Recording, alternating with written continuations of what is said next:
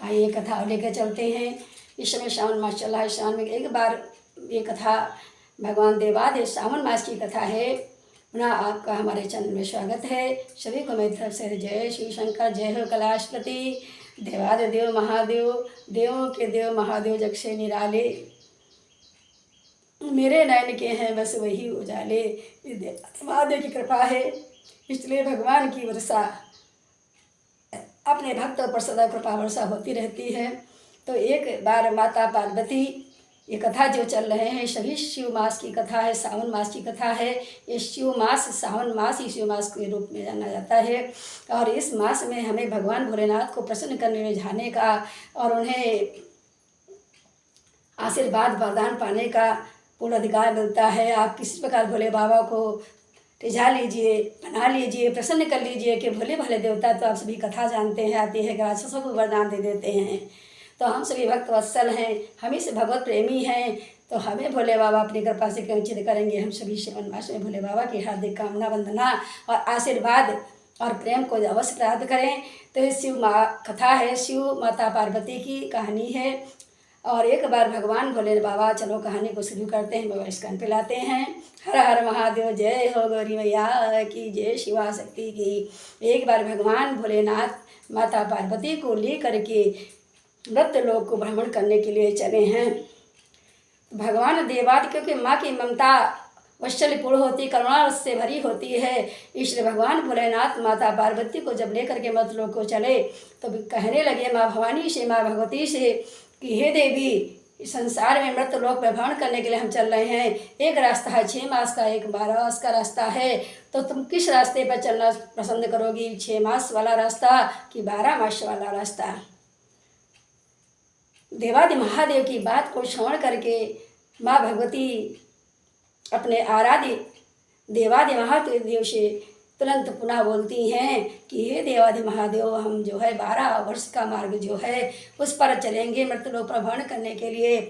तो कहा चलना तो है 12 मास के रास्ते पे चलते हैं, किंतु ये 12 मास वाला जो रास्ता है ये माया से घिरा हुआ है, अर्थात दुखों से घिरा हुआ है। ये मृत्युलोक का रास्ता है, यहाँ पर सभी दुखों से घिरे हुए हैं, सभी पास कोई न कोई संकट है। इसलिए तुम संकटों को देख करके कोई प्रकार की हमसे विनय और या निवेदन नहीं करोगी, अर्थात कराहोगी नहीं, पीड़ित दुखी नहीं होगी, और उससे के लिए उसको पूर्ण करने के लिए मुझसे कोई भी विनय निवेदन नहीं करोगी।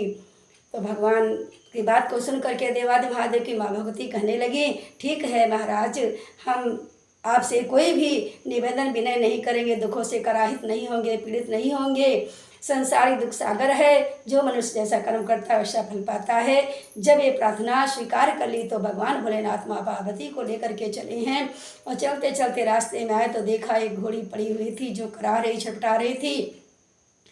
माँ भगवती ने देखा तो वहाँ पर ठहर गई और कहा कि महाराज देवादि महादेव, ये स्वामी, ये घोड़ी कराह क्यों रही है, क्यों छटपटा रही है। कहा ऐसा है, दुख से डूबी हुई है, दुख से जो है पीड़ित है, क्योंकि ये प्रसव पीड़ा से छटपटा रही है, ये बच्चे को जन्म देने वाली है। भोलेनाथ से माँ भगवती कहने लगी कि हे स्वामी, इतना दुख होता है माँ बनने में, बच्चे को जन्म देने में, तो मेरे गांठ लगा दो। भगवान भोलेनाथ करेंगे, नहीं देवी, गांठ नहीं लगती, गांठ जो लगेगी वो फिर कभी नहीं खुलेगी। और ऐसा समझा करके भगवान भोलेनाथ माँ पार्वती को लेकर के आगे को चलते हैं। फिर चलते चलते जाते हैं, पहुँचे एक नगर में, जा कर के पहुँचे जहाँ बहुत बड़ा जो है राज्य था, नगर बहुत बड़ा था, राजा का दरबार भी था, परंतु कोई भी सुखी नहीं था, सभी पर उदासी छाई हुई थी, सभी जो है दुख थे और सभी उदास और निराशा में भाव नजर आ रहे थे सभी में।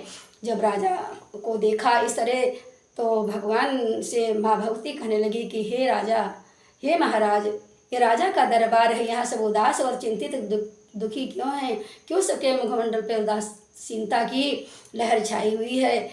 भगवान भोलेनाथ कहने लगे, देवी, यहाँ राजा की जो रानी है उनके पुत्र का जन्म होने वाला है, तो रानी जो है प्रसव पीड़ा से छटपटा रही हैं और संकट में है, दुख से ग्रसित हैं, इसलिए उनके दुख को देख करके राजमहल में सभी मंत्री, सभी नगरवासी और राजा सभी जो है दुख से घिरे हुए हैं, इसलिए उदासीनता और दुख का कारण है।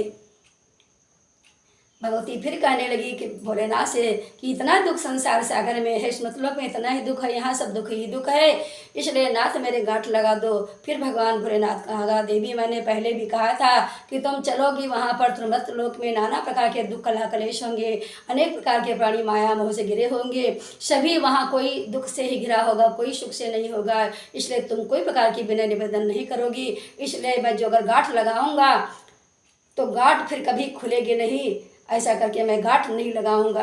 अब भोलेनाथ फिर आगे चल देते हैं माँ भगवती को लेकर के, और जैसे चलते जाते हैं अनेकानेक प्रकार के दुख आज माँ भगवती देख रही हैं। भगवान भोलेनाथ जो है, साथ में स्त्रियों का स्वभाव होता है कि स्त्री जो चाहे नारियों कर सकती है, स्त्री में नारी में ममतत्व होता है, करुणा रस होता है, वत्सल प्रेम से भरी होती है, दया उदारता होती है। आज माँ भगवती जा रही भगवान भोलेनाथ के साथ में, फिर देखती हैं कि रास्ते में एक गाय पड़ी हुई है। गाय जो छटपटा रही है, उसकी आंखों से नेत्र से आंसू बह रहे हैं, करुण कंदन कर रही है, क्योंकि बोल नहीं सकती। उसको देख करके माँ भगवती ठटक जाती हैं, फिर रुक जाती हैं, ठहर जाती हैं और कहने लगी कि हे नाथ, हे गाय जो है क्यों इस तरह छटपटा रही है, क्यों इसे परेशान चिंतित है। भगवान भोलेनाथ कहने लगे कि हे देवी, ये गाय भी प्रसव पीड़ा से छटपटा रही है, ये माँ है और जन्म को देने वाली है, बच्चे को जन्म देने वाली है, बच्चा उत्पन्न करने वाली, इसी दर्द में छटपटा रही, पीड़ा में, प्रसव पीड़ा में छटपटा रही है।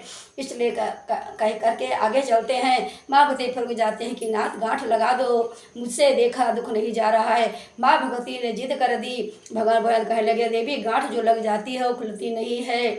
मैंने बार बार तुमको समझाया, इसका पहले भी मैंने वादा कर लिया था, वचन दे दिया था कि तुम कोई प्रकार का दुख दे करके कराह नहीं करोगी, कोई भी दुख करके व्यथित नहीं होगी, कोई भी दुख दे कलेश दे करके शोक सागर में डूब नहीं जाओगी, इसलिए मैं गांठ नहीं लगाऊंगा। इस बार माँ भवानी ने जिद कर दी।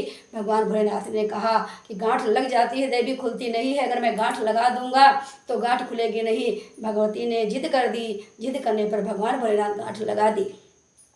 और चलते चलते आज भगवान भोलेनाथ माँ पार्वती को लेकर के चले हैं, और चलते चलते कहाँ पहुँचे हैं, जा करके अपनी ससुराल को पहुँचे हैं। ससुराल में जब पहुँचे तो सभी ने देखा माँ भगवती भगवान भोलेनाथ को बहुत आदर सत्कार किया, 56 प्रकार के व्यंजन बनवाए, 56 प्रकार के भोग बनवाए, और सभी जो है व्यंजनों का भगवान भोलेनाथ का स्वागत सम्मान किया, ऊँचे स्थान बैठाला, चरण जो है चरणों को धोए, चरणों तक पान किया, और जो है थाल में सजा करके 56 व्यंजनों को भगवान भोलेनाथ को जो है भोजन करवाया।